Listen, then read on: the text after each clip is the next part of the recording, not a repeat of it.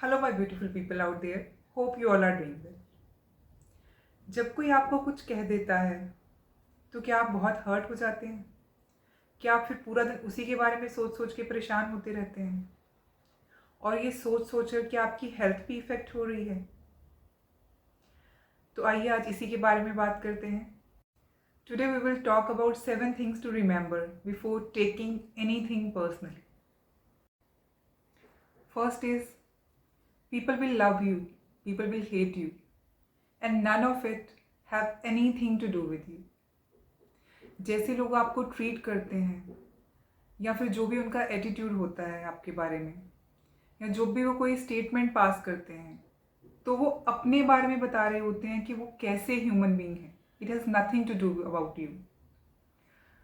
अगर आप अपना बेस्ट भी दे रहे होंगे ना, तो फिर भी आप उस पर्सन के लिए कभी भी अच्छे नहीं होंगे, हमेशा गलत ही होंगे जो आपको गलत समझता है। और अगर आप अपना वर्स्ट भी दे रहे होंगे तो फिर भी आप उस पर्सन के लिए हमेशा प्राइसलेस होंगे जो आपके लिए अच्छा सोचता है। तो दूसरों की सोच उनके बारे में बताती है, आपके बारे में नहीं। Secondly, don't give control to others. अपनी लाइफ का कंट्रोल दूसरों को मत दीजिए। अगर आपके हाथ में नहीं है वो चीज़, आप उसके बारे में कुछ नहीं कर सकते, तो अपने दिमाग में से भी उस चीज़ को निकाल दीजिए। It deserves freedom from your mind also. या तो आप कुछ कर सकते हैं उस चीज़ के बारे में, देन डू इट।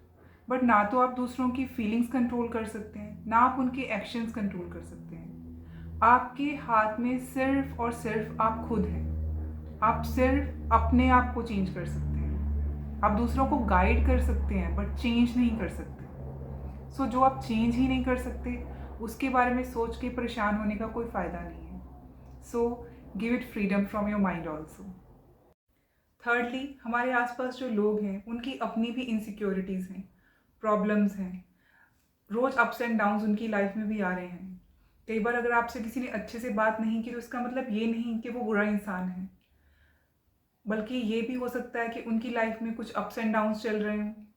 हमेशा ये आपके बारे में नहीं होता, तो पर्सनली लेने की ज़रूरत नहीं है।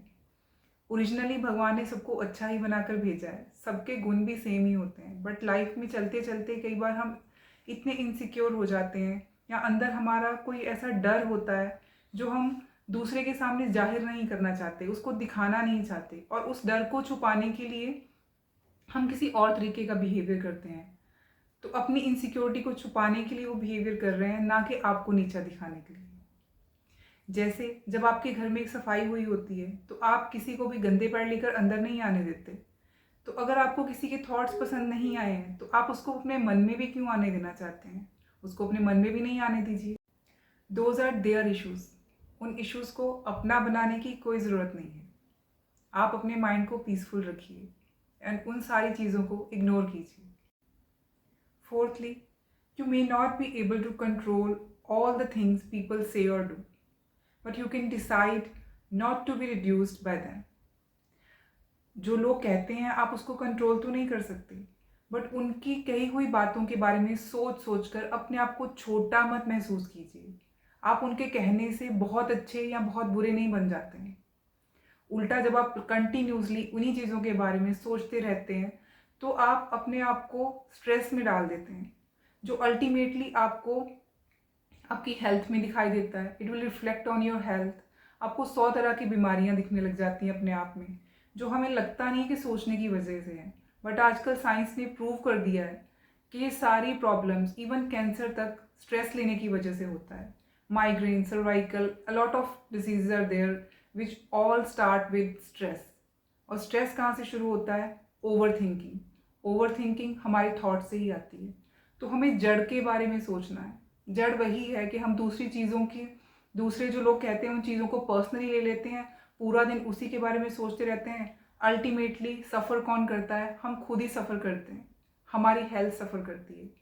अगर ये बॉडी आपका साथ छोड़ जाएगी तो कोई भी आपका साथ नहीं देगा।